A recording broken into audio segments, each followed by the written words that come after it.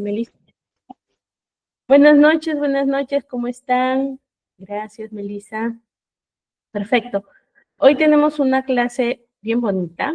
Es una clase que vamos a trabajar lo que es el desarrollo de lo que es las habilidades de aprendizaje, ¿ok?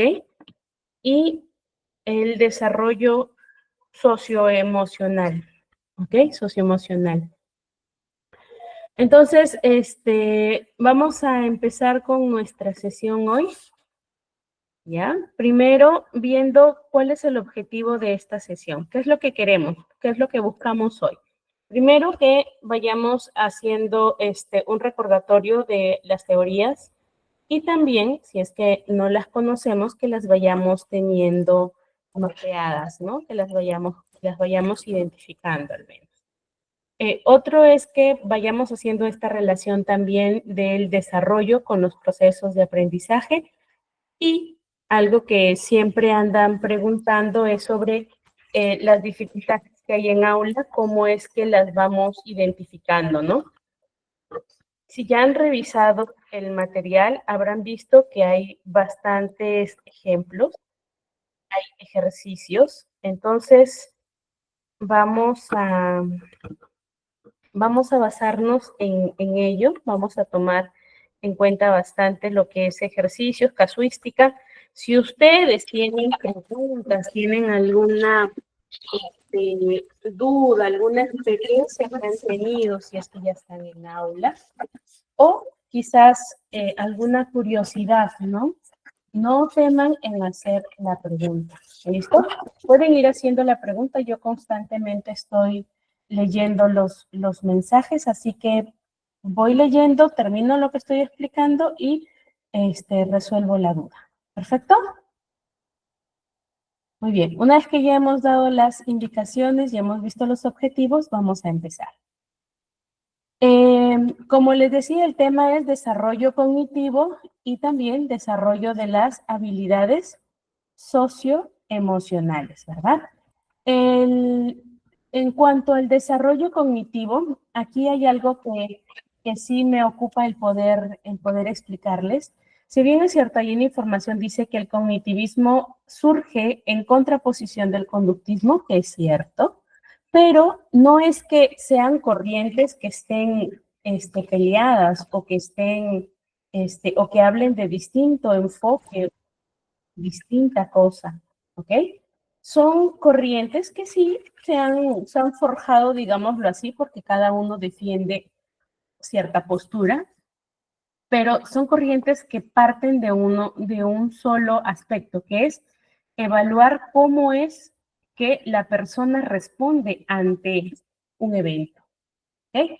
Entonces, si bien es cierto, estas teorías del desarrollo cognitivo surgen dándole un poco como la contra al conductismo, no significa que el conductismo sea malo y que sea mejor el desarrollo cognitivo, ¿ya? Solo que en el cognitismo, en el conductismo hay conceptos o hay procesos que son un poco más complejos y que es más fácil acuñar y decir que el desarrollo es más del cerebro que de los procesos como la conducta, como los procesos internos, como el pensamiento o como las emociones. Entonces, sí surge en respuesta al conductismo, pero no significa que el conductismo sea malo. ¿Muy bien? Ahora, ustedes habrán escuchado o reconocerán por allí a este señorcito. ¿Lo han visto? ¿Lo conocen? ¿Lo identifican? A este señorcito de aquí, ¿lo identifican? ¿Les parece conocido?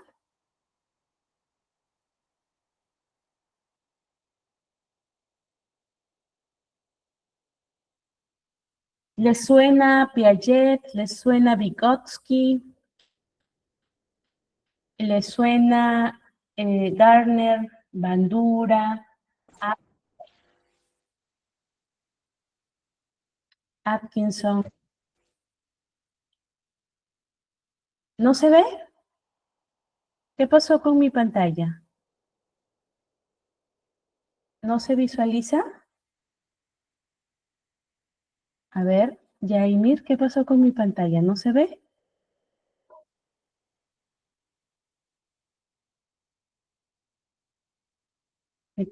¿Sí se ve? ¿Sí se ve? Claro, gracias.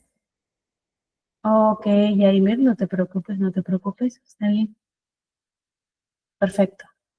Ya está. Lo que sí, la cámara no la estoy usando, estoy utilizando otra computadora y no tengo el fondo del TEC. Y bueno, disculparán, me dispensan por eso.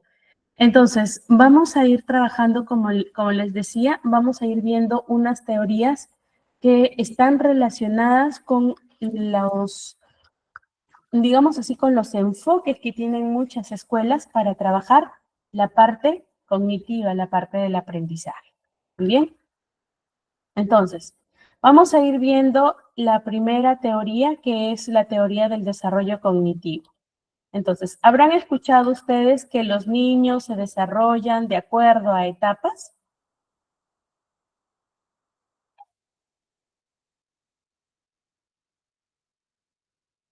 ¿Sí?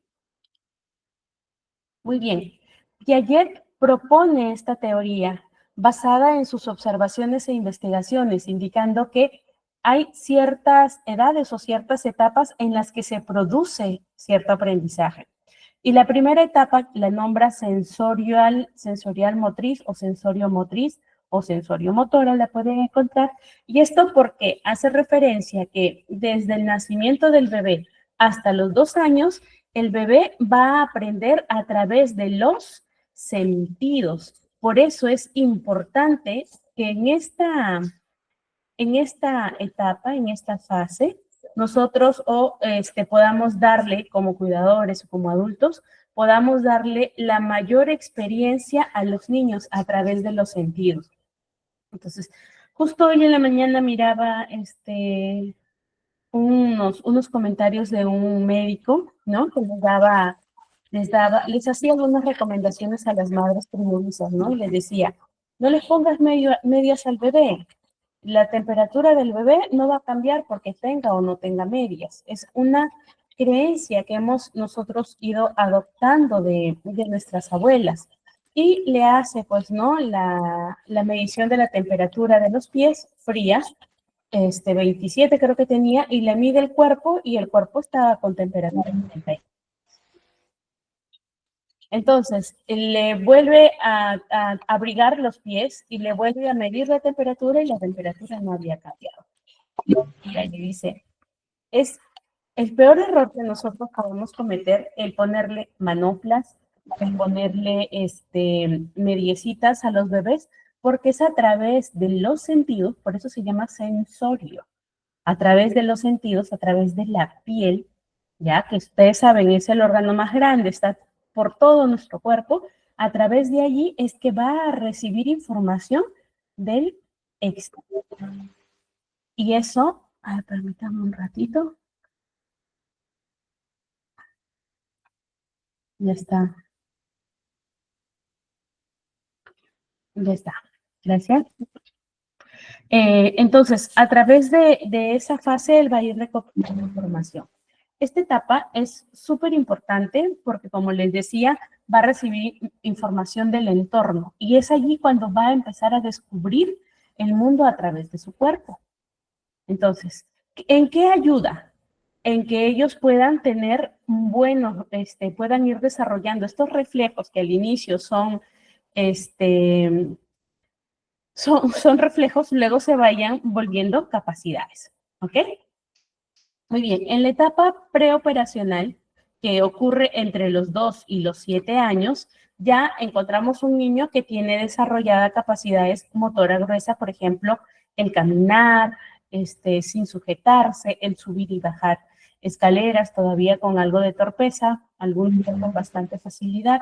También encontramos a los niños que ya empiezan a tener un desarrollo ágil, ¿correcto? Entonces va desarrollando el lenguaje ya. Voy a cerrar esto porque me distrae. Listo. Va desarrollando el lenguaje. Entonces, a raíz de esto vamos viendo que el niño va mejorando sus habilidades.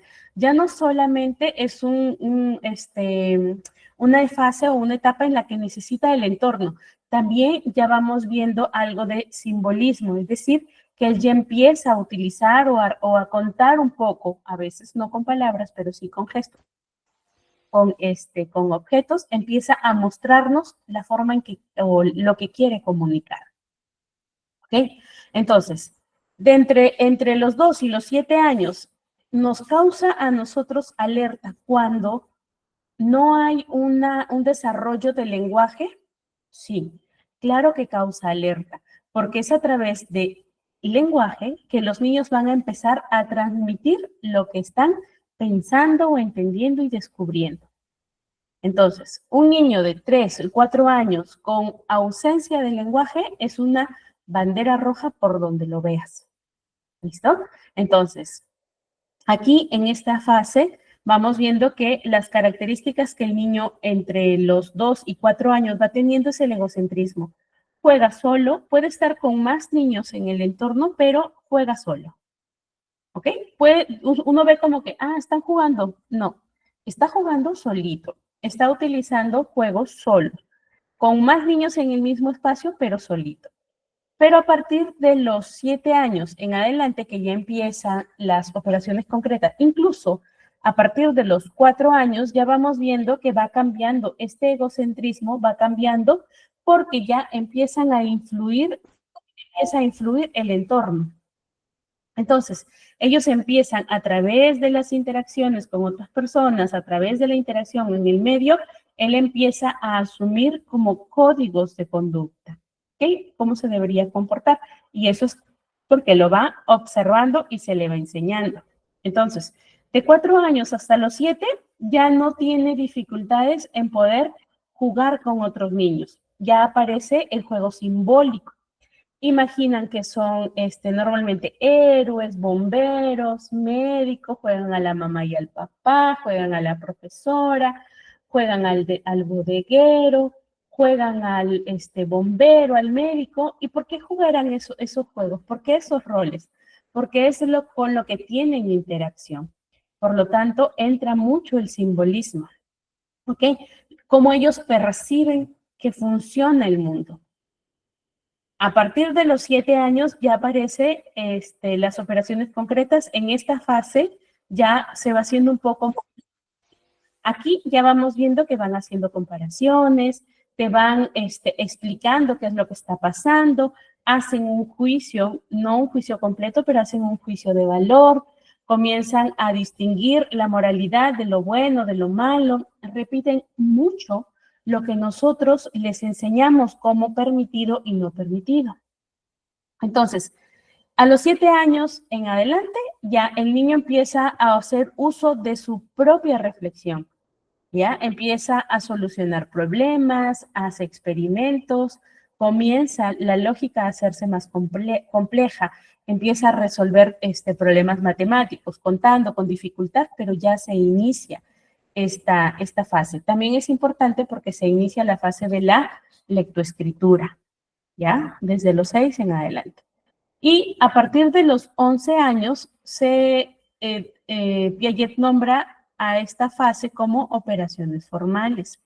Entonces, en esta fase ya nos dice que el niño ya empieza a separarse un poco del rastro o de la imagen del cuidador o de los padres. Entonces, aquí si nosotros hacemos un recuerdo de cuáles son las etapas de vida, vamos viendo que se van marcando ciertas etapas, ¿verdad? Infancia, niñez, adolescencia, ¿verdad? Entonces, 11 años, ¿qué marca? ¿Qué cambio observamos en los chicos? La pubertad, adolescencia, ¿cierto? Entonces, aquí ya vamos viendo que ellos utilizan el criterio, o su criterio ya está mucho más activado, digámoslo así, ¿no? Lo usan más, pueden hacer juicios de valor, identifican bueno o malo, pueden discernir también, ¿ya? Con asistencia, pero pueden discernir y también ellos pueden hacer debates. Esto implica que a esta etapa ya empiezan a entender conceptos más abstractos como la libertad, la justicia, ¿no? Incluso empiezan a comprender conceptos un poco de filosofía. Por eso es que desde los 11 años en adelante vemos un boom y un rompimiento entre lo que me enseñaron y ahora lo que yo voy descubriendo y quiero ser. ¿Listo? Entonces, Piaget marca muy bien esta etapa del desarrollo cognitivo y que justo resulta en las habilidades o en las capacidades que dentro de la escuela nosotros empezamos a exigir también por etapas. ¿Muy bien? ¿Hasta aquí vamos bien?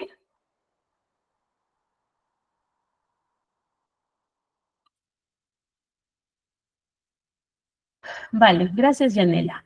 Muy bien, ahora, habrán escuchado la teoría sociocultural de Vygotsky. Vygotsky utiliza bastante los conceptos de Bandura, también parte de los aportes de Piaget, y él nos explica una teoría súper importante, que es la teoría sociocultural. En esta teoría, principalmente dice, el aprendizaje se da también por cómo influye el entorno. ¿Ok? ¿Cómo influye el entorno? No solamente es los procesos individuales que tiene la persona, sino cómo influye el entorno en el aprendizaje. Entonces, Piaget nos muestra varios conceptos. Dentro de los más importantes tiene la zona de desarrollo próximo y el andamiaje, que es algo que nosotros utilizamos mucho, ¿ya? La zona de desarrollo próximo es esta diferencia que hay entre, pongámosle aquí, imaginémonos que esta es una escalera. Ya, voy a poner otro colorcito de lápiz. Espérenme para aceptar a alguien que está ahí en espera. Ya está. Muy bien. Imaginémonos, esta es una escalera. ¿Ya? Se va a borrar en un ratito. Aquí tengo a una persona, aquí en el primer peldaño. Pero yo observo que este niño tiene muchas habilidades, o sea, muestra ciertas habilidades. Y yo digo, ok, este niño que está aquí tiene buenas habilidades y con un poquito de esfuerzo, él va a llegar acá. Entonces, este espacio que hay entre donde está ahora hasta donde puede llegar, se llama zona de desarrollo próximo. La ZDP es la distancia que hay entre a dónde puede llegar, que es el potencial, entre a dónde está ahora. Aquí. ¿Dónde está ahora? Entonces, esa es la ZDP. ¿Y qué es lo que dice? Aquí ya se empalma con otro concepto que es el andamiaje. Y el andamiaje dice, para llegar a reducir esa brecha entre donde está la persona, donde está el alumno, hasta donde puede llegar, nosotros vamos a utilizar o se va a necesitar un adulto o un compañero que tenga más competencias que la persona a la que la vamos a orientar y que le va a brindar apoyo temporal para que pueda reducir esa brecha, ¿ok? Para ayudarlo a alcanzar ese potencial. Entonces, aquí vemos dos conceptos súper importantes. Zona de desarrollo próximo es la diferencia en donde estoy, a donde puedo llegar. Esa brecha que hay allí la voy a disminuir con el andamiaje. ¿Y qué voy a necesitar para poder reducir esa brecha? Pues hacemos uso de estos instrumentos como el lenguaje, la lectura, las herramientas físicas, los sistemas matemáticos, que van a ayudar a que se empiece a desarrollar nuestra habilidad, ¿ya? Nuestras habilidades. Hoy con mis niñas de asesoría estábamos trabajando un poco de estrategias de matemática y la niña estaba ya aburridísima y dice, no, ¿por qué tengo que aprender eso? A mí no me gusta. Mejor hay que usar la calculadora. Y me dice así, tiene 7 años. Y yo le digo, ya, podemos usar la calculadora, pero la vamos a usar después de que nosotros hagamos la operación, solo para que compruebes. Solo después. Primero la haces tú y luego hacemos la operación. ¿no? Entonces, está bien, quieres ayudarte de instrumentos, quieres ayudarte de herramientas, puedes, pero primero vamos a ir dando uso a esta forma, a los sistemas matemáticos, al cálculo, ¿verdad? Entonces, todo esto influye en la forma en cómo nosotros pensamos y cómo resolvemos problemas. ¿Qué pasa si nosotros desde pequeños les permitimos o hacemos las cosas por los niños? No me gustan las matemáticas, no importa, usa la calculadora. Se acostumbra a resolver fácil. No me gustan las matemáticas, no hago. ¿Qué pasa? ¿Qué le estamos enseñando indirectamente? ¿Qué creen que les estamos enseñando? A que puede evadir responsabilidades, ¿cierto? Esto es lo que aporta Vygotsky. Dice que la interacción, el desarrollo con otras personas es fundamental para el proceso, porque esto va a permitir, ya estamos por este punto de acá, ahora, eso va a permitir que se puedan transferir conocimientos. O sea, yo solamente voy a enseñar conocimientos como historia, ciencias, matemática, lenguaje, aritmética, álgebra.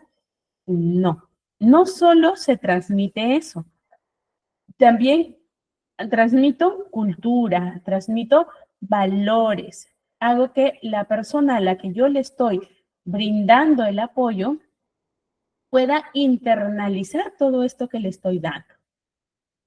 Vygotsky habla de un punto que es importante también, no lo vamos a dejar de lado, que es el uso de los juegos. El juego es la estrategia por excelencia que vamos a utilizar nosotros para promover el juego, para promover la interacción con los demás niños, para promover la colaboración, ¿ya? Y para que las actividades, para que los niños puedan intercambiar roles, entender cómo funciona o cómo podríamos responder ante situaciones hipotéticas de la vida. Entonces, el juego es un factor importante para gestionar el aprendizaje, ¿ya? Y aquí los conceptos de internalización y externalización que hacen referencia a la externalización es cuando yo le estoy enseñando. Supongamos, ustedes le quieren enseñar a manejar bicicleta a sus hijos. Ese proceso de enseñar a manejar bicicleta se llama externalización. ¿Ya? Externalización. La internalización es cuando el niño ya aprendió a manejar la bicicleta, adquirió ese conocimiento y esa habilidad. Quiero que se aprenda a atar los zapatos.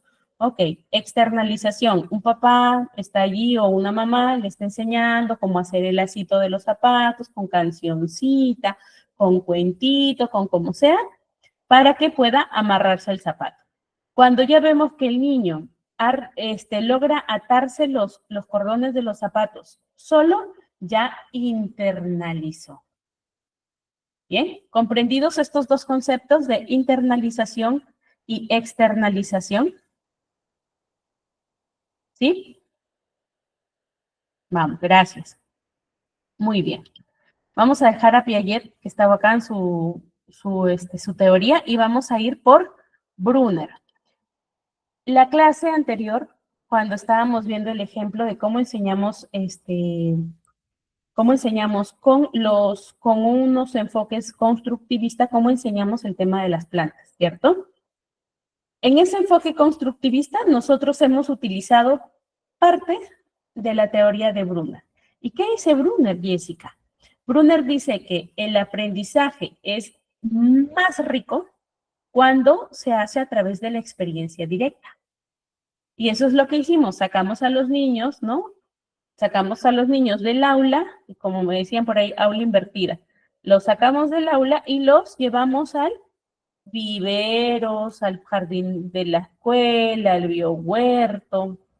Entonces, eso es la enacción, que es la experiencia a través, la experiencia directa, ¿ya? Que va a generar el aprendizaje a través de la acción. O sea, toquen cómo es, suavecito. Ok, lo hago palpar texturas suaves para que vaya identificando. Si yo le digo lo suave es, es muy cálido, se siente suave, estoy explicando, le estoy haciendo o le estoy enseñando cómo se siente lo suave.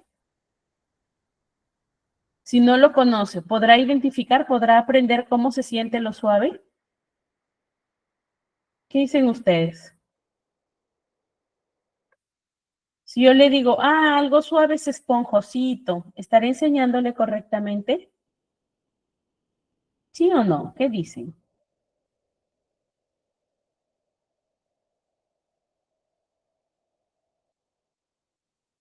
Quizás no funcione muy bien, pero si yo le doy objetos que sean de textura suave y les voy explicando, ¿verdad? Les voy explicando, les voy diciendo cómo se siente y ellos lo experimentan, se quedará más rápido, ¿cierto? Ahí, por ejemplo, están tocando un conejito. Quizás, ¿qué le dicen? Ese conejito, tócalo, ¿cómo está? Calientito, suave, ¿no? Su color es muy bonito, van describiendo. Entonces podríamos decir, muy bien, entonces lo suave se siente como, y la vida se siente como cuando estamos calientes, ¿no? O cuando las personas están vivas. ¿Cómo podemos identificar? Claro, se tiene que describir, ¿verdad? La misma persona que va a recibir la información tiene que experimentarlo, correcto. Una vez que lo experimentó, viene la otra fase, según Brunner, que se llama ícono, que es la representación, cómo yo lo tomo en mi cabeza. Es difícil imaginar cuando a mí me dicen, describe la suavidad, ¿ya? ¿Cómo describiría yo la suavidad?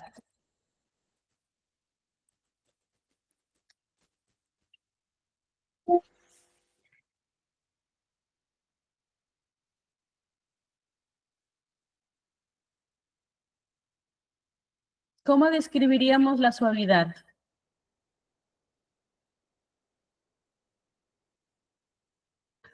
Yo me siento bien tranquilo, con algo suave, me dan ganas de dormirme, huele rico, ¿cierto? Se siente delicado. Describir. Acuérdense, ¿cómo describo la suavidad? ¿Cómo es que pueden describirla? Porque ya la experimentaron. Pero si yo no la he experimentado, ¿podría describirla? Ajá, muy bien, Ruth. Algo que genera placer, ¿verdad? Es muy confortable la suavidad y da gusto que uno quiere estar toque y toque lo que es suavecito, ¿verdad? Si te dan un peluchito así, qué gusto da. Una piel de, no sé, unas frazaditas de corderito, qué ricas se sienten, ¿verdad? Una cremita. Oh, ¿a quiénes de ustedes no les gusta jugar con chuño o con maicena? ¿No se siente suave? ¿Cierto? Agrada y estamos allí que queremos seguir jugando con la maicena porque es muy suave. Da la sensación de agrado, de placer.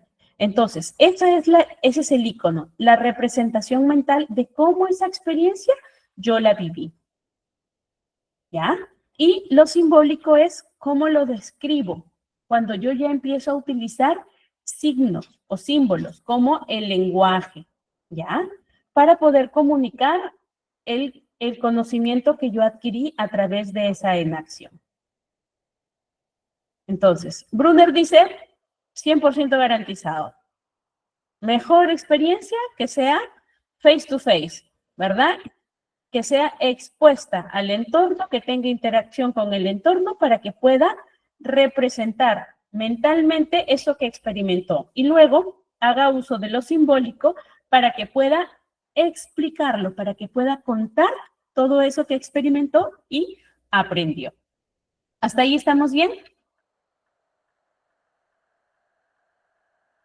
Listo. Muy bien. Vamos con el aprendizaje significativo, la teoría de Ausubel, que es parecida a la teoría de Brunner, con esta diferencia, ¿no? Que dice que con el aprendizaje significativo es cuando llega nueva información, lo que nosotros hacemos es como comparar con los mapas o los esquemas mentales que ya tenemos, por ejemplo, que hemos adquirido a través de la enacción, de la experiencia, y que reforzamos eso. ¿Ok? Entonces, el aprendizaje significativo es una forma de aprender conectando con lo nuevo con lo que yo ya sé.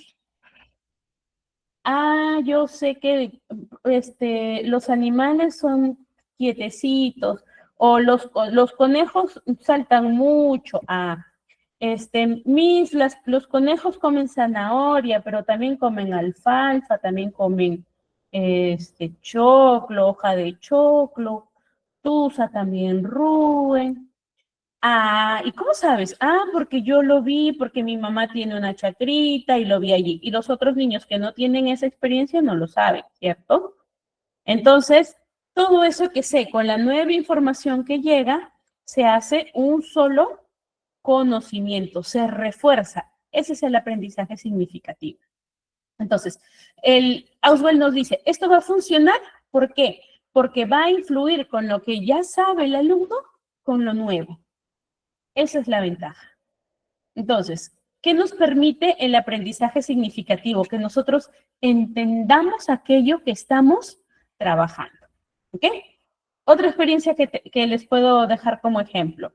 De los ángulos, a veces nos causa, o de mayor y menor, ¿verdad?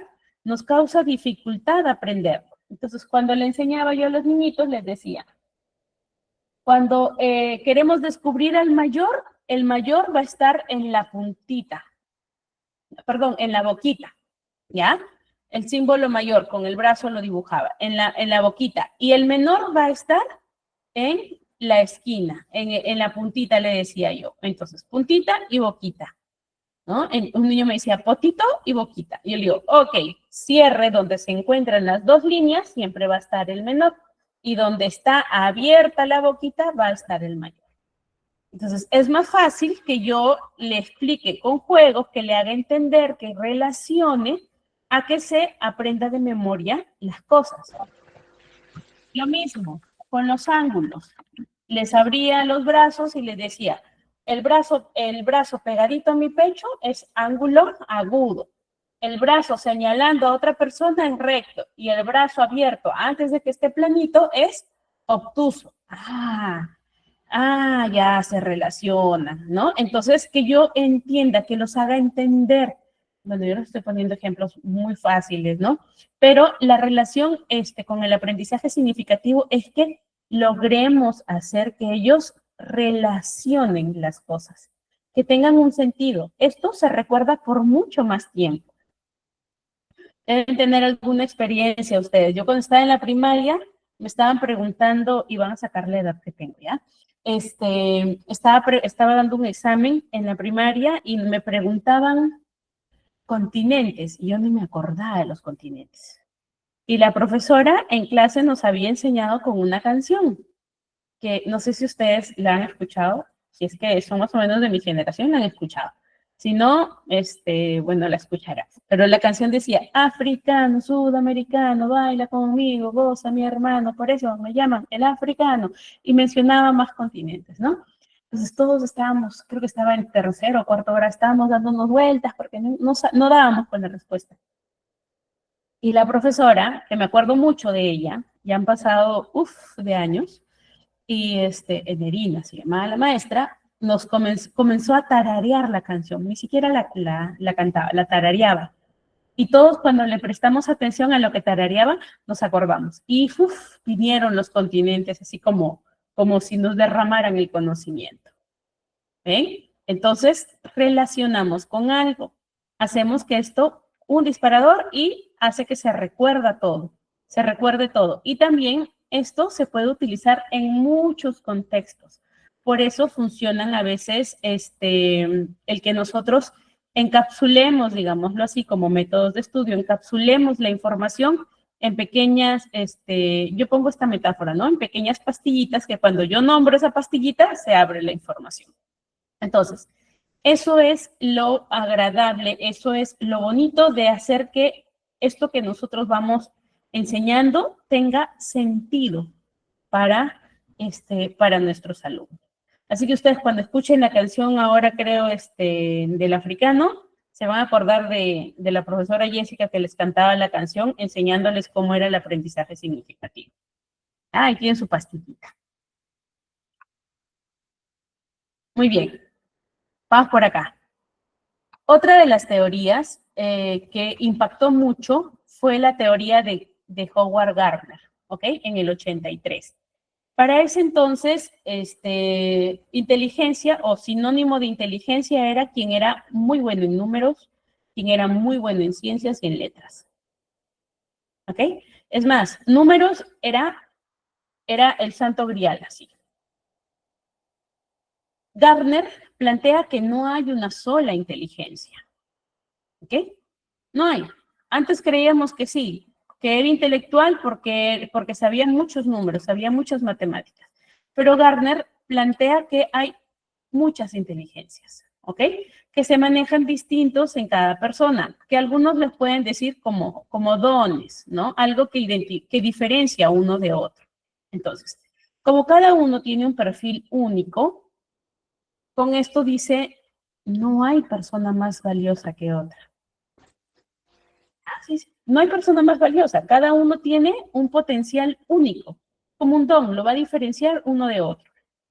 Entonces, las inteligencias múltiples es una teoría que nos aporta una mirada mucho más humana al educando, ¿ok? Porque nos dice, cada uno es único, tiene una combinación única y variable, así que algunos pueden sobresalir en ciencias, otros pueden sobresalir en lógica, otros pueden salir en la parte artística, ¿no? Otros pueden sobresalir en la parte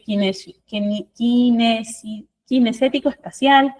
Entonces, él habla de muchas habilidades que pueden equilibrarnos. Ahora, ¿esto cómo lo llevamos al aula? ¿Cómo nos va a servir en el aula? Nos va a servir porque nosotros podemos diversificar estrategias de enseñanza, ya que esto nos dice, ellos van a aprender de acuerdo a sus habilidades o de acuerdo a la mixtura que tenga de inteligencias, van a tener muchas más facilidades, muchas más oportunidades de poder atender lo que les estamos enseñando. Entonces, esto nos abre la mirada a ser mucho más inclusivos, a tener en cuenta a muchas más personas, a reconocer sus talentos. ¿Okay? Entonces, eso nos va, esta teoría dio, en realidad, nos hizo ser más humano, como les decía, ¿no? No es que no se trataba de cuán inteligente eres, sino de en qué eras inteligente, en qué eres hábil. ¿Ah? ¿Vamos bien hasta aquí?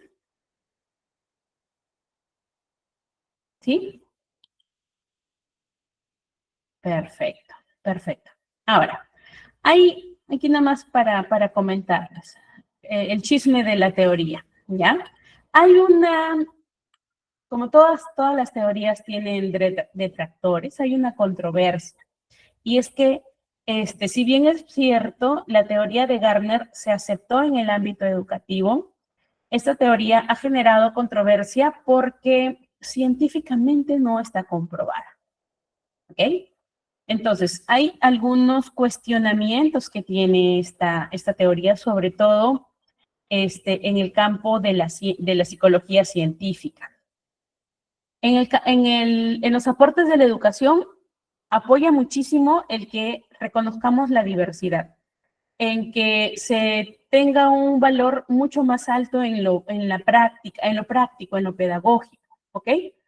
Sobre todo en Latinoamérica, aportó muchísimo, pero en vista desde la psicología científica, sí hay una crítica muy fuerte y es que Gardner no desarrolló pruebas psicométricas válidas, es decir, que no podemos medir la inteligencia múltiple, ¿ok? Y que muchas veces esta inteligencia múltiple se confunde con estilos de aprendizaje. Si ustedes lo piensan un poquito, pareciera, ¿no? A cómo es, a qué le presto más atención de acuerdo a mis habilidades. Entonces, se confunde un poquito con estilos de aprendizaje. ¿Ya? Pero educativamente ha ayudado a que, como les digo, se comprenda a las personas como personas, como seres humanos, y a que aprendamos a mirar que todos son distintos y que todos son valiosos. Ahí ha sido. La teoría de las inteligencias múltiples, de hecho, ha presentado mucha más valía para el campo educativo que para el campo psicológico. ¿Ya? Pero no quería dejar de mencionarles esto. Muy bien. Hasta aquí. ¿Vamos bien? Estamos a tiempo también. Preguntas, dudas, quejas, reclamos, experiencias. Es ahora el momento. Si no, continuamos.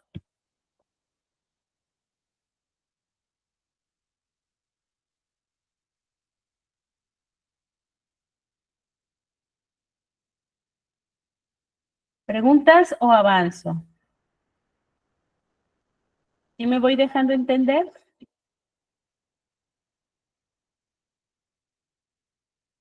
Sí, gracias María. ¿Alguien más?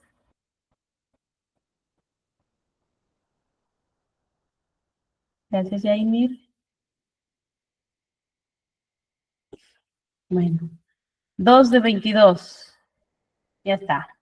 Seguimos. Aquí ustedes van a observar algunos casos prácticos, algunos ejercicios que les había colocado. Hay tres ejemplos que nos van a invitar un poquito a la reflexión y a ver si es que dentro de nuestra experiencia tenemos algo parecido. ¿Ok? Entonces, ¿quién en el aula o quién en su vida no ha estudiado con un niño que siempre interrumpe? Interrumpe más cuando ve que la maestra está ocupada o conversando con alguien. Se olvida de traer tareas, durante la clase se levanta, quizás hasta interrumpe a otros compañeros y a la maestra ya se le agotaron las estrategias y la paciencia. ¿Qué podemos hacer en este caso? ¿Qué harían ustedes? Parece que me dijeron que habían estudiantes de psicología y habían también ya docentes, ¿cierto? Muy bien, ideas. ¿Qué harían ustedes? Le anotan en la agenda, lo quejan con los padres, lo dejan pasar por alto, ya se agotaron, ya que haga uno más, ya va a acabar el año ya. ¿Qué hacen?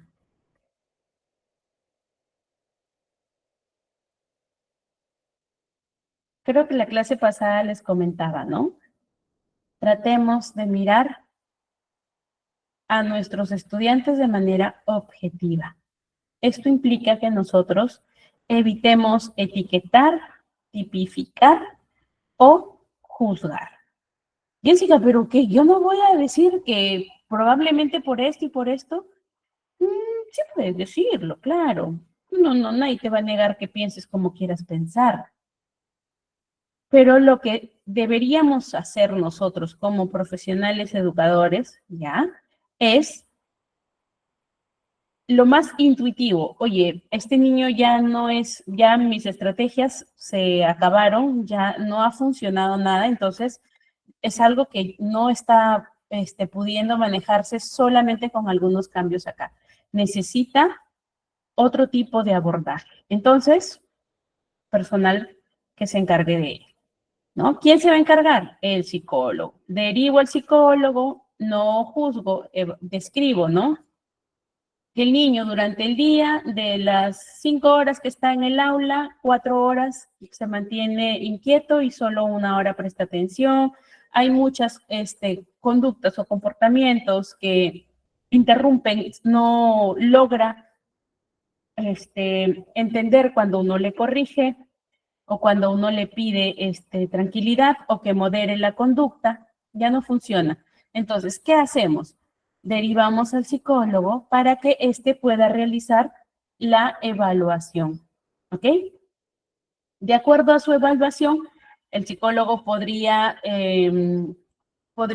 utilizar estrategias como reforzadores visuales, sugerir descansos activos, facilitar tareas cortas o de repente tareas complejas para que el niño no se aburra. Y la maestra también empieza a ser entrenada para poder atender estas situaciones. ¿Se imaginan ustedes? En el aula ya no es uno, tenemos 4 o 5 Andrés. ¿Cómo lidiamos con ello cuando tenemos 25 niños más? Terminamos cansados, ¿cierto? Y es lo más probable que terminemos agotados. Entonces, cuando ustedes ya identifiquen que no están funcionando las estrategias que están aplicando, deriven, soliciten apoyo. El psicólogo educativo te va a decir, uy, tengo un psicólogo para 2,000 o 3,000 alumnos. Pues verá cómo hace el psicólogo para hacer, hola Rita, para hacer la evaluación, pero es parte del trabajo que nosotros debemos hacer, ¿ya? Como psicólogos educativos. Recuerden, el psicólogo educativo tiene la función de evaluar, de diseñar junto con los docentes estrategias para generar el aprendizaje. Y parte del aprendizaje también viene esto de aprender a corregir o a moderar la conducta prosocial. ¿Ya? Hasta aquí. ¿Vamos bien? Ya. Los otros son ejemplos que son pareciditos. Esa es la dinámica en cuanto a los ejercicios. Permítanme un ratito para... Ya está. Se observa, ¿cierto? ¿Sí? ¿Se observa bien o está muy chiquitito?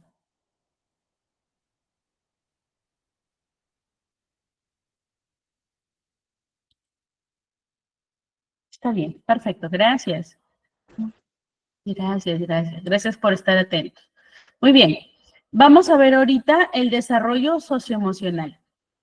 Les pregunto, lancen sus respuestas sin temor a equivocarse. ¿Qué entendemos por socioemocional? Que es un concepto que ya lo vimos también en la clase pasada. Pero, ¿qué recuerdan de socioemocional?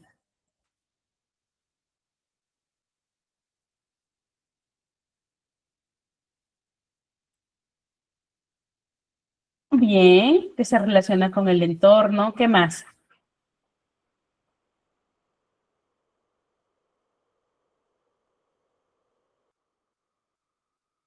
Es la forma en cómo se relaciona. ¿Pero qué más? ¿Solamente que se relacione y aprende? ¿O es que va de lo interno al externo? Es decir, va aprendiendo a identificar cómo se siente él para poder entender a los otros. Tiene que ver con las emociones, muy bien.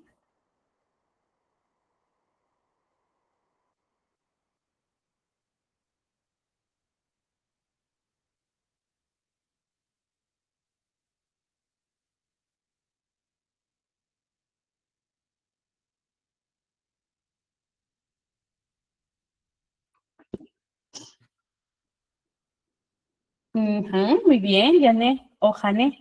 Reconocer emociones propias para así poder reconocer en los demás, en su entorno.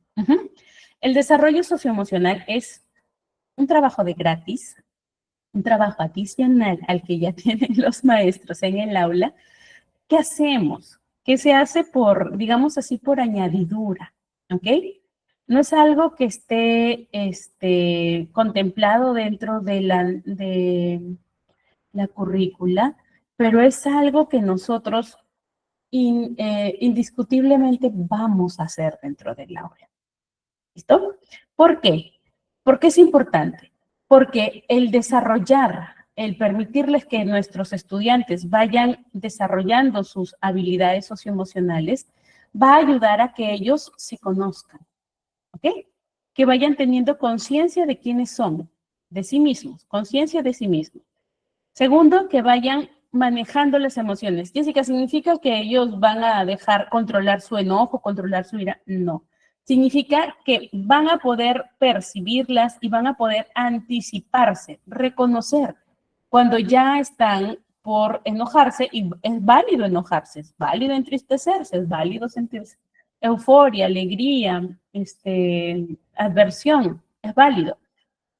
Pero ahí está el manejo. en cómo yo logro regular a que esa, de repente, ira que estoy sintiendo o enojo o frustración no impacte en los demás. Por ejemplo, un niño, ¿no? De, supongamos, 3 a 4 años. Ya, 4 años, 3 años, ¿no? Le quitan un juguete y el niño, como le quitan un juguete, muerde o tira patadas. 4 años. ¿Le ayudará ese comportamiento?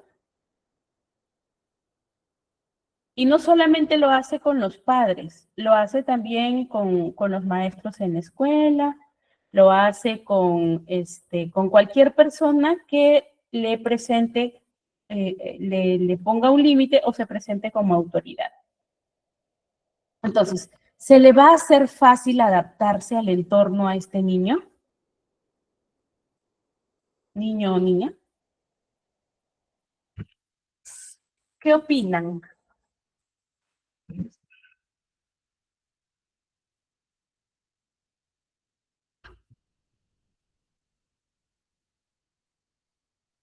Sí, se le va a hacer fácil. A ver, ¿quiénes dicen que sí se les va a hacer fácil? Dedito arriba. Y quienes no, dedito abajo.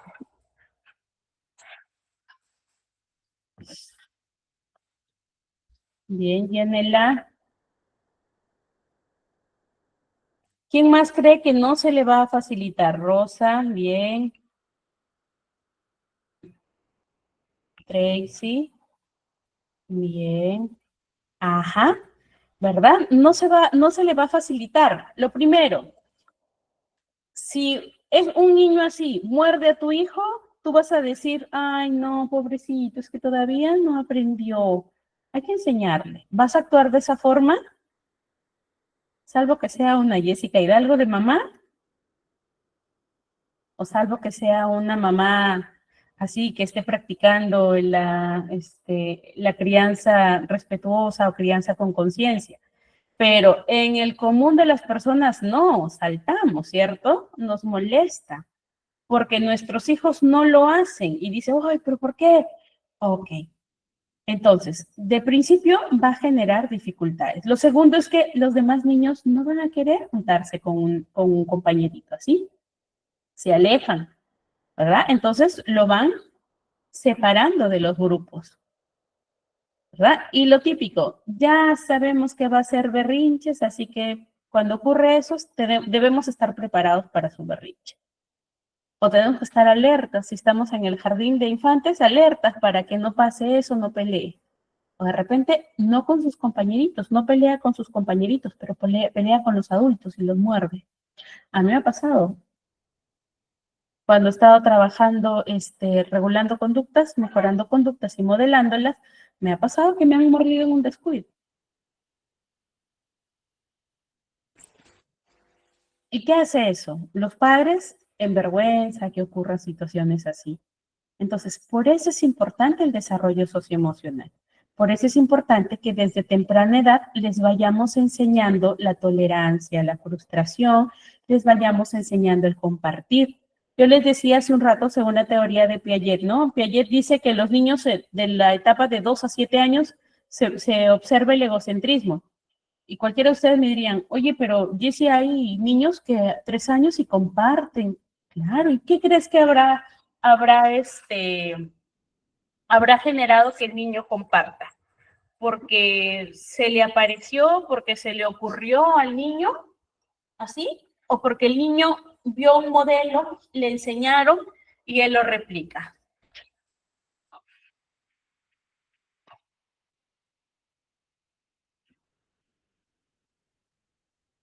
A ver, ¿qué dicen?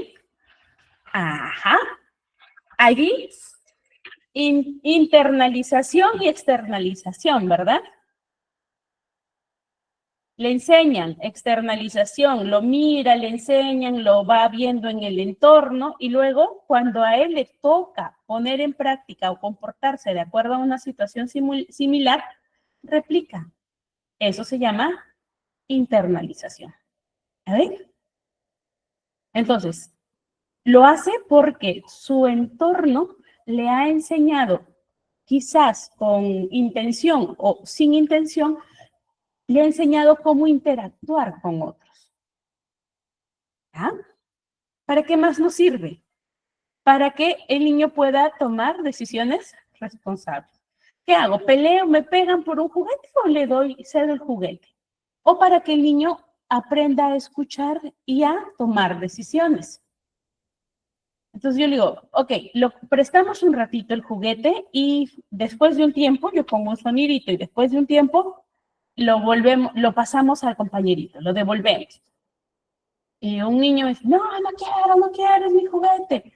Otro diría de mala gana, ya, ¿cierto? Pero ya da una opción. Entonces, está aprendiendo a tomar decisiones. Por eso es importante desarrollar estas habilidades. ¿Por qué? Porque estas habilidades nos van a permitir que los niños puedan identificar sus propios sentimientos y lo de los demás, ¿ya? Que puedan interpretar cómo es que la otra persona está, que pueda ir regulando su propia conducta, establecer relaciones más saludables con otras personas, con otros niños, con adultos. ¿Ok? ¿Qué me da a mí una señal de alerta que no está desarrollando sus habilidades socioemocionales? Un niño que no sigue instrucciones, ¿no? Y que tengo que estar repite y repite y repite y repite la instrucción y aún así no la sigue. Que desafían la autoridad, que desafían la figura de autoridad, también es una señal de alerta. Que de repente el niño ya había logrado mejorar en cierta habilidad y vemos que tiene un retroceso. ¿Okay? Hay regresión, dice. Perdió, se olvidó de todas las habilidades. Mi hijito no pegaba, mi hijito no mordía, mi hijito no tiraba los juguetes y de pronto ahora me tira todo, se frustra muy rápido, cuando no le atiendo inmediatamente grita, patalea y golpea. Ok, entonces ahí estamos hablando de pérdida de habilidades adquiridas. Hay una regresión. Y cuando el niño hace su berrinche y se lanza, se golpea la cabeza, tira cosas, conductas autolesivas. ¿Bien? Ahora, hay una teoría que me gustaría enseñarles, que es la teoría de Erik Erikson sobre el desarrollo socioemocional. ¿Ok? Miren, Erikson nos habla, ¿ya? Nos habla de, propone varias etapas, ¿ya? 8 etapas en realidad. Y en cada una de estas etapas, la persona va a enfrentar un conflicto psicosocial. Pero si nosotros ponemos aquí las 8 etapas, nos vamos a gastar la clase solo mirando la teoría de Erikson. Voy a ser así bien escueta explicándoles, ya si les interesa la teoría para entender cómo se da el desarrollo de las personas socioemocionalmente. Digo para entender, ¿ok? Hay algo que mi maestro de análisis conductual dice, no crean todo lo que digo y siempre busquen ustedes investigar, ¿no? Entonces, si hay algo aquí que les gusta, investiguen. Bien, entonces, en el desarrollo socioemocional, Erikson habla de estas 8 etapas y que cada etapa, a medida que va creciendo la persona, el individuo, cada etapa implica un reto emocional, ¿ok? Y esto va a ir ayudando a la construcción de la identidad de cada uno de nosotros. Aquí está. Construcción de la identidad y el bienestar emocional.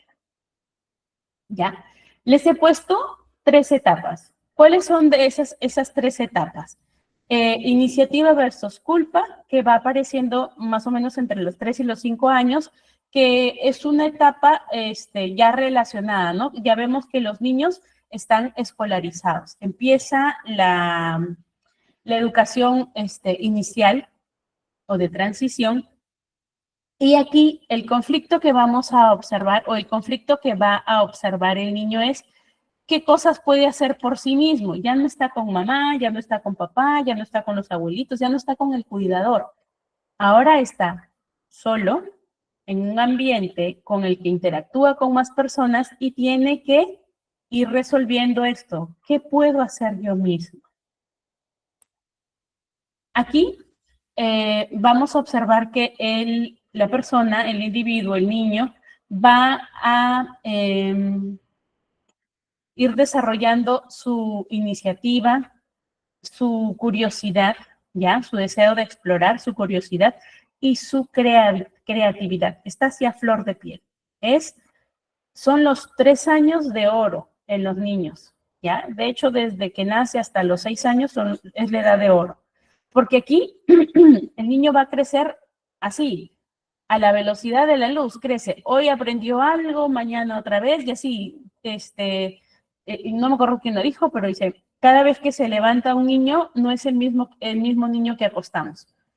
¿Por qué? Porque aprende así, a la velocidad de la luz. Por lo tanto, nosotros debemos utilizar estos 5 años, sobre todo los años que están escolarizados, en ayudarnos de esta curiosidad innata para permitirles aprender. Hay que fomentar el juego, por eso es que la educación inicial es puro juego, si ustedes ven.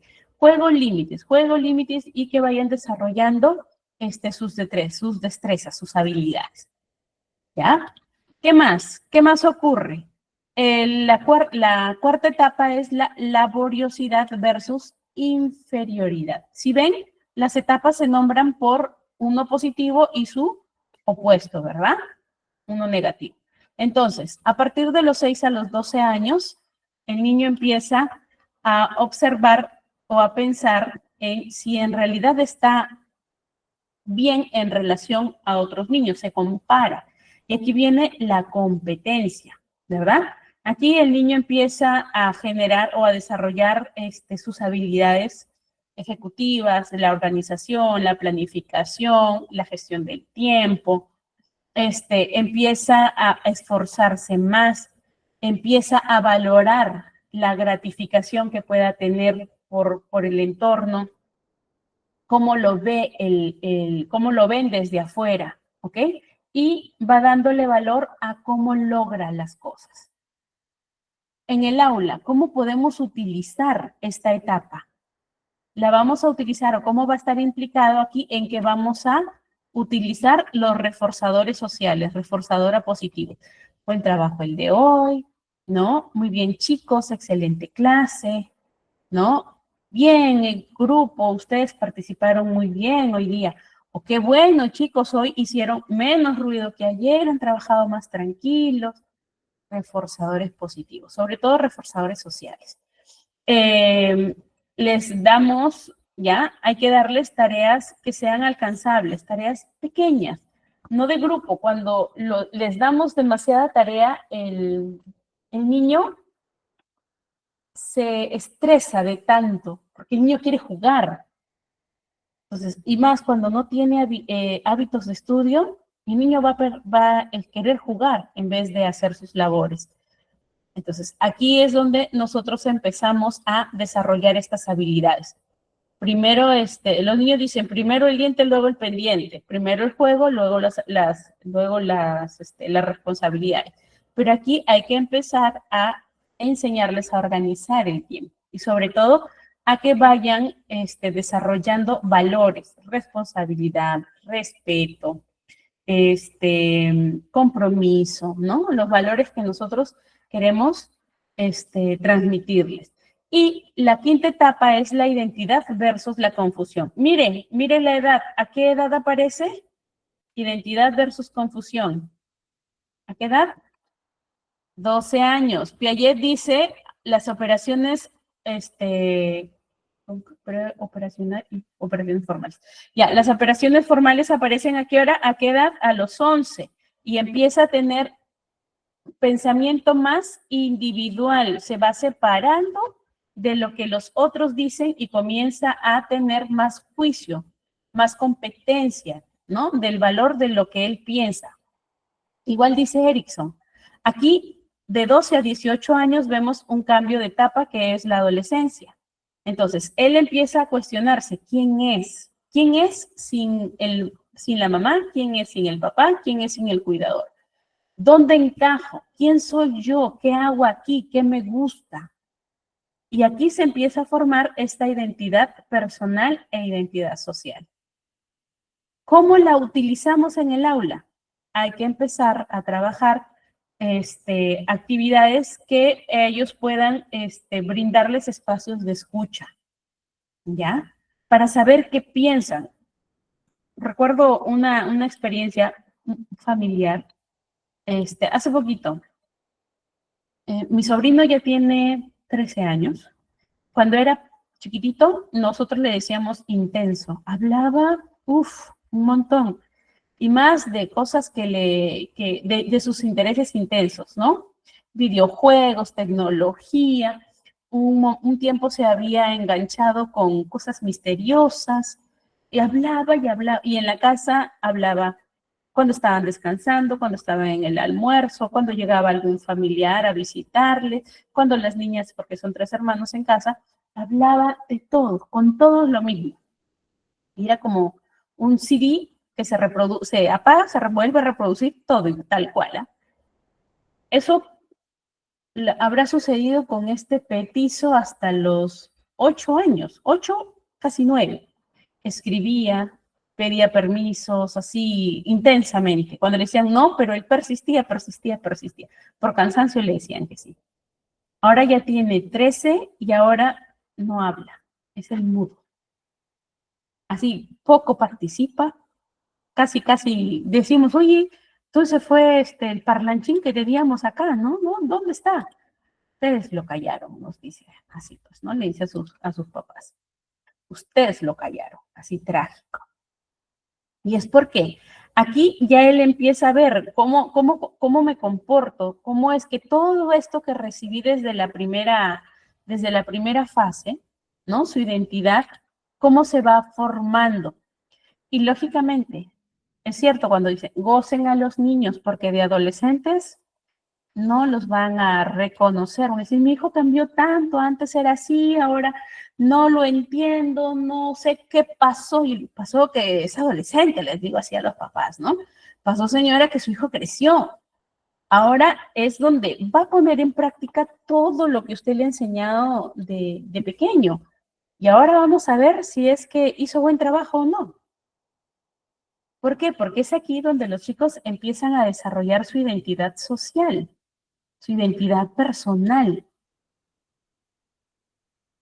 ¿Ah? Entonces, aquí hay que entender, o esto nos va a ayudar a que nosotros entendamos estos comportamientos como rebeldía, como inseguridad, como este miedo así, pavor al fracaso, al ser ridiculizado en público.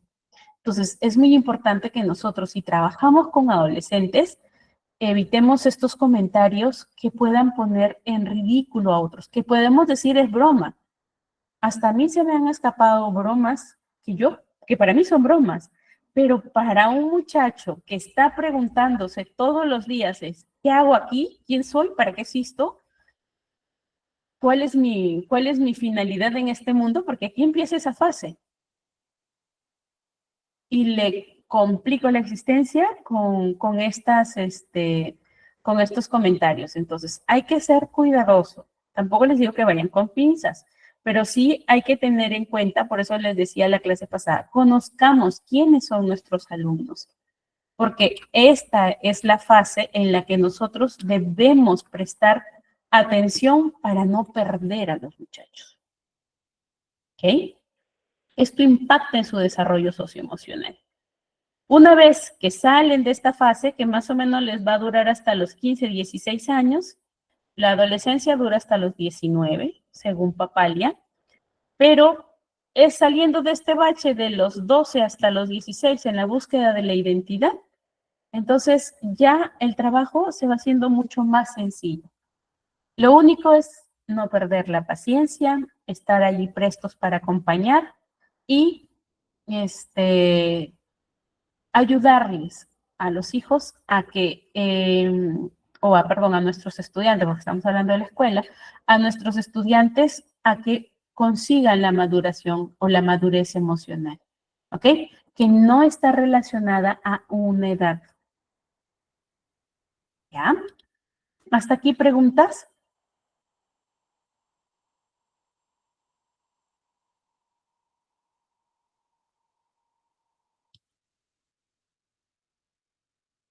¿Ninguna? Ah.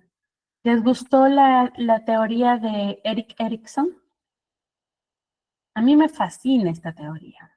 Es de las más bonitas. Está claro. Gracias. Ya está. Muy bien. Nos falta poquito, pero estamos en buen ritmo. Miren, hay unas teorías que nos explican cuál es esta influencia en los microsistemas, ¿ya? Los microsistemas, pongámoslo así para que me vayan entendiendo qué es. Es como de chiquito a grande. Imagínense, ¿han visto ustedes las muñecas rusas?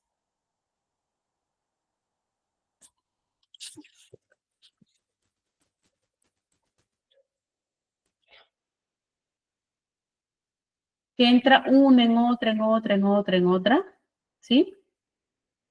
Unas muñequitas que son huequitas y que se anidan una dentro de otra.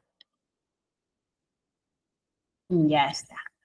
Ya tienen la imagen, ya la ubican. Ok. Imagínense que la más pequeñita es el primer microsistema. ¿Y cuál sería el primer microsistema? ¿Dónde vamos cuando nacemos? A nuestra casa, ¿cierto? ¿Y quiénes están en casa?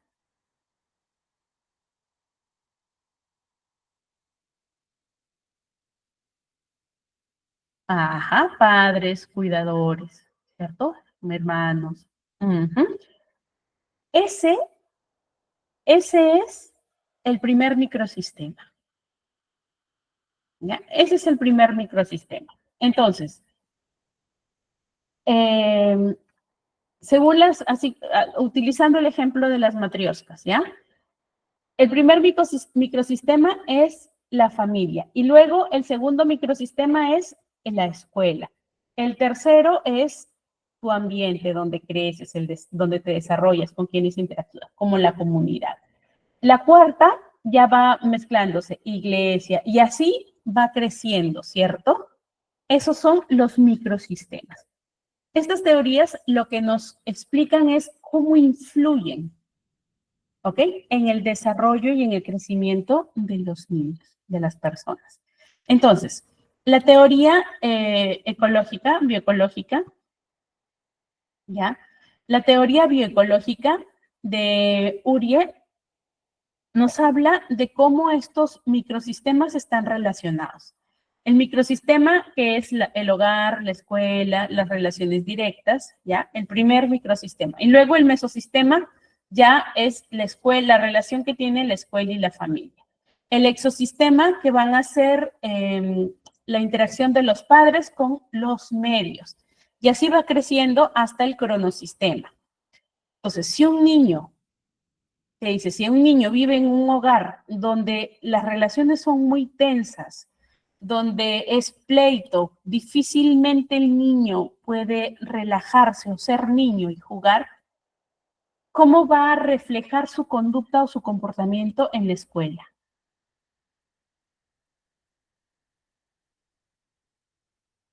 Va a ser un niño inseguro que va a reaccionar ante la descalificación o ante el error, ¿verdad?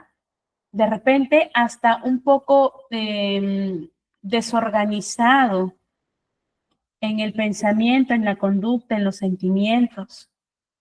Entonces, así los identificamos. Un ambiente, según Urie, con su teoría bioecológica, dice, todo lo que el niño viva dentro de su microsistema va a afectar en cuanto a su comportamiento. Si vive en un ambiente con alta tensión, en la escuela nosotros vamos a observar un comportamiento tenso, desorganizado, inseguro. Si el niño vive en un ambiente donde se le brinda calma, se le da espacio, es respetado, pues lo mismo va a replicarlo en su escuela. ¿ya? Cuando interactúe con otras personas fuera del entorno de la casa. La teoría de Bandura del aprendizaje social nos dice, oye, no es solamente la relación que tengan con los otros, es lo que ellos miran. Si en la casa ven que los papás gritan y todos resuelven peleando y gritando, es lo que va a aprender, tiene su modelo. Pero si en la casa él observa que resuelven las cosas con calma, que hablan, que se les escucha, que se les valida lo que están sintiendo, ellos van a aprender de eso. Por lo tanto, según Bandura, los niños van a aprender observando lo que hacemos nosotros. A eso se le llama modelado. ¿Ok? Modelado. Y aquí viene el dicho, significa que si las personas, los niños crecen con personas que son malas, son malos. Aquí está un punto. Es todo un conjunto, digamos, ¿ya? Yo no solamente voy a ver por el ejemplo que yo le doy, sino también es cómo los microsistemas interactúan en el niño. Porque puede que en la casa le tengan un modelo que no son modelos idóneos, ¿no? Que no son modelos adecuados para el niño, pero de repente en la escuela sí tienen un modelo adecuado. Entonces, se les va haciendo, van aprendiendo que eso que ellos conocían, ¿no? Hay más allá de eso. Y ellos ya, de acuerdo a las características, de acuerdo también a cómo se influya en el hogar, vamos a ir viendo cambios. ¿Ok? Entonces, si un niño ve que otros ayudan, lo hace. Si un niño ve, y ustedes lo van a notar, cuando barren, ¿qué hacen los niños pequeñitos? También quieren barrer, quieren hacer lo que ven. Es porque ellos están aprendiendo a través de la observación. Bowlby, con su teoría del apego, nos enseña acerca de los vínculos seguros, ¿ya? De cómo es que a partir del día cero, del nacimiento, el niño empieza a aprender o empieza a entender la correspondencia que puede tener. Si en casa está en un ambiente, ¿no? En su microsistema se les brinda afecto, cuidado, entonces él va a ir desarrollando un apego un apego seguro, un apego con confianza, con autonomía, con empatía. No sé si ustedes se habrán, les habrá tocado trabajar con niños o con personas que necesitan validación de todo lo que dicen. Les platico esta pequeña experiencia. A consulta llega un adolescente, 16 años, con su cuidadora que era la abuela. Cuando yo le preguntaba al adolescente, la abuela respondía. 3 preguntas que hice, el chico ni siquiera abría la boca, la abuela respondía.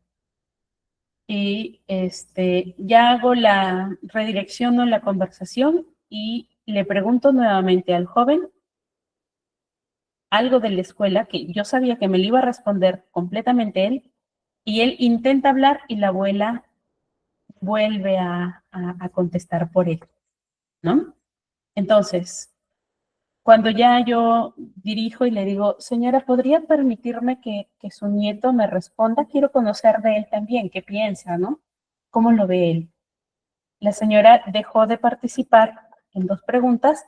El chico respondía, pero miraba a la abuela para que ella asienta si lo que estaba diciendo era correcto o no. ¿Les ha tocado pasar por una experiencia así? ¿Han visto esto? ¿Qué es lo primero que han pensado?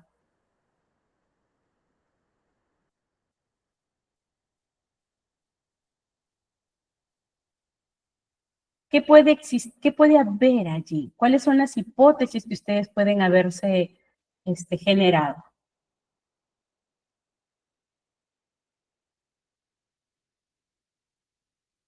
De repente, inseguridad del niño, excesivo control, ¿verdad? Control de la abuela, inseguridad de la abuela. Uh-huh. Ya indagando más, indagando más, indagando más, uno ya va entendiendo qué era lo que pasaba. El chico iba a consulta porque se sentía no se sentía autónomo. ¿Okay? No, él quería ser como él quería ser. Incluso la abuela mandaba hasta a los 16 años qué ropa se pusiera, con quién se juntara, cómo se cortara el cabello, y más cosas, ¿no? Si salía o no con cierto compañero, que hasta cierto aspecto va bien, pero iba al extremo, ¿no? Polarizado. Entonces, cuando trabajábamos ya con ambos, porque vivían solos, había un poco de, para entender el miedo de la abuela, ¿no? Es un hijo de su hija que ella cría, por lo tanto es doblemente responsable. El pavor a que ese muchacho se exponga a situaciones de riesgo era lo que la movía. No había maltrato, era sobreprotección. Y el chico estaba hastiado del amor de la abuela. Ajá. Aquí viene la teoría del apego. Entonces, un apego seguro genera confianza, genera autonomía, genera empatía, pero cuando se evidencia un apego inseguro, esto ya empieza con, o se percibe en la dificultad en que esta persona puede establecer relaciones con otras personas, ¿ok? Y empieza a, es que se aprende, empieza a buscar relacionarse con personas que sigan teniendo el mismo, digamos, voy a decir, modus operandi de la abuela, porque es lo que conoce. A pesar de que él estaba luchando contra eso, porque pide consulta por eso, ¿no? Entonces, se trabaja en ello, se aborda, se hace entender a la abuela, se logra equilibrar la situación. Yo no le dije a la abuela, oye, descuídalo al chico para que él sepa que tú lo quieres más y lo quieres proteger. Ahí trabajábamos con ambos para llegar al equilibrio. Estábamos en conductas o estábamos en posiciones muy opuestas, ¿no? Y ese es trabajo del terapeuta, pero aquí está. El yo entender cómo funciona, qué puede haber estado influyendo en su desarrollo socioemocional, no solo del paciente que llega a consulta, sino de su sistema, ¿ya? De su sistema familiar, porque todo está relacionado. Entonces, cuando nosotros estamos en la escuela y vemos chicos así, tendemos a juzgar, pero lo que tendríamos que hacer es entender o tratar de entender, hipotetizar qué puede estar ocurriendo con esto. ¿Okay? Porque es importante que yo conozca esto, porque esto me va a ayudar a entender lo que pasa en mi aula. No, no solo por lo que yo estoy viendo, sino que yo empiezo a entender el contexto emocional de cada uno de mis niños. ¿Listo? ¿Hasta aquí? ¿Vamos bien?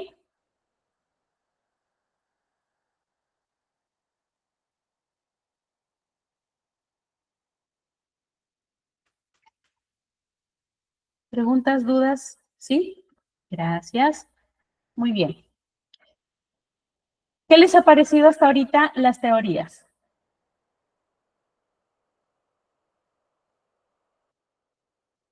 Teoría de Uriel. Uriel. Los entornos están interconectados, ¿cierto? Bandura me dice, el niño va a aprender observando. ¿Y de quién va a observar? Del entorno en el que está. Y Volvi, el vínculo que llegue a tener con sus cuidadores va a ser importante porque va a influir en su seguridad emocional. Bien, ahora, esto que están viendo ustedes ahorita en pantallita es algunas consideraciones que vamos a tener respecto a cuando tengamos estos niños que tengan ciertas características o quizás que ya tengan la etiqueta, el diagnóstico, para que vayamos mirando más allá de lo que vemos. O sea, entendamos eso que no vemos. ¿Ok? Entonces, yo tengo un niño que tiene déficit atencionales. Ahora les dicen mentes dispersas, hiperactivos, hiperkinésicos. ¿ya? Les llaman distintos para no ser peyorativos con ellos, porque se asume que estamos discriminándoles. Bueno, como le quieren decir, diagnóstico, trastorno de déficit de atención con hiperactividad, incluso con impulsividad. Yo debo tener en claro esto. Un niño o un sujeto, una persona con esa dificultad, sí o sí va a tener problemas para seguir instrucciones en clase. Va a tener problemas para estar tranquilo. ¿Ok? Entonces, ¿qué necesito? Que dentro de la escuela yo le pueda proveer de rutinas que sean de corta instrucción, que sean precisas las instrucciones. Algo así como un cachape.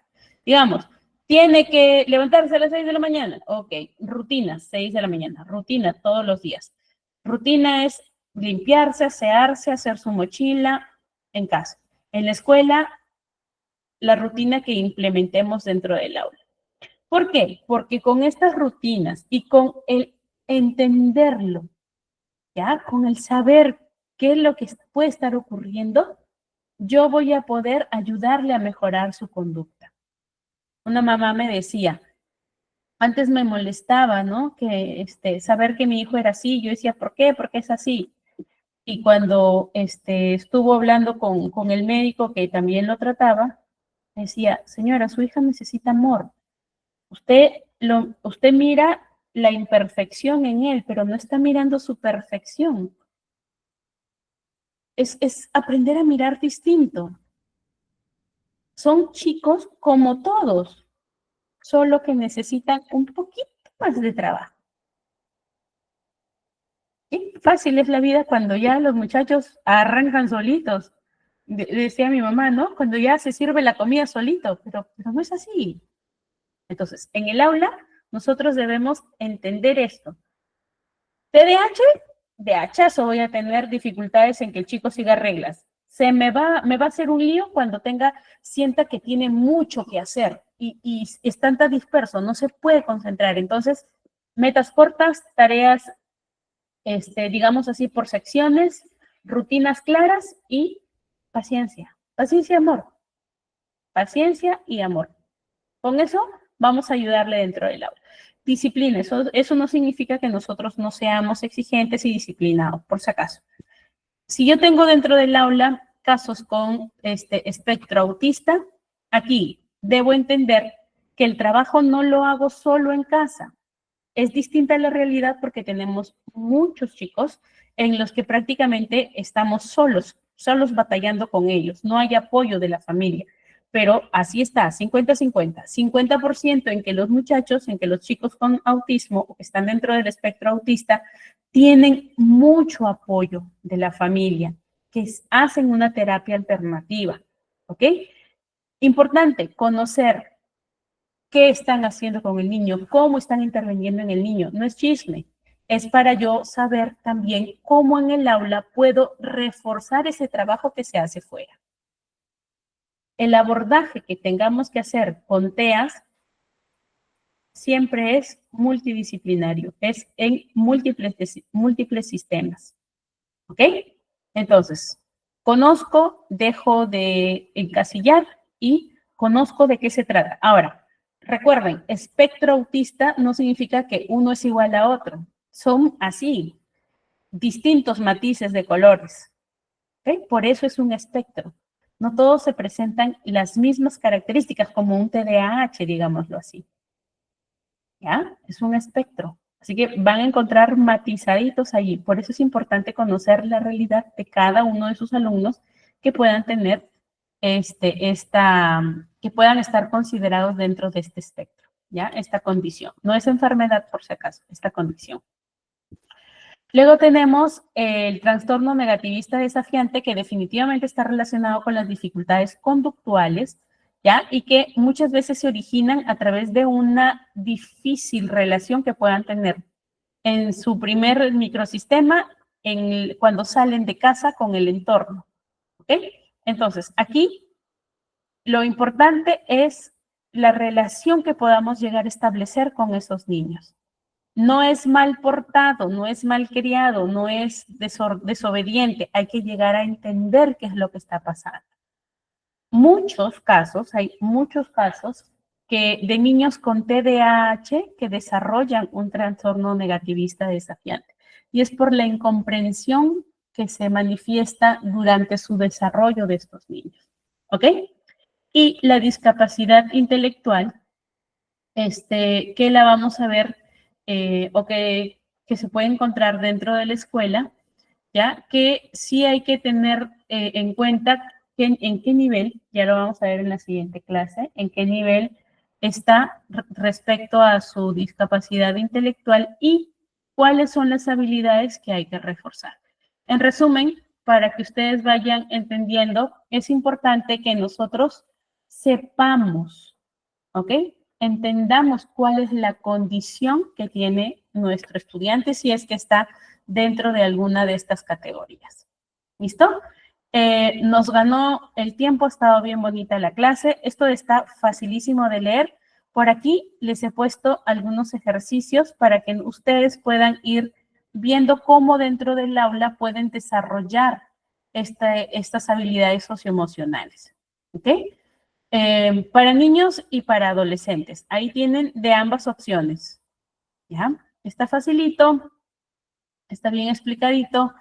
Y ustedes incluso ustedes pueden poner en práctica algunas de estas estrategias para que puedan ser el modelo de a quienes quieren impactar.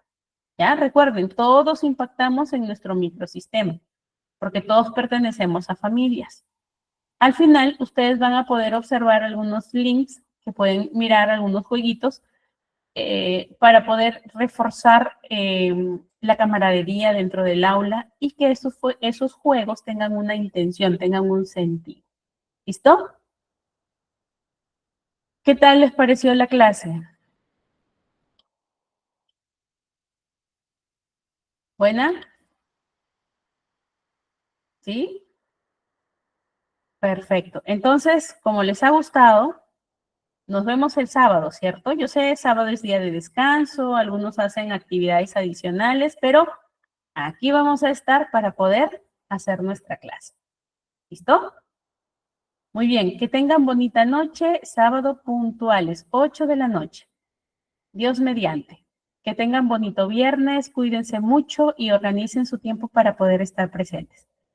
¿Listo? Nos vemos el sábado. Gracias, Melissa.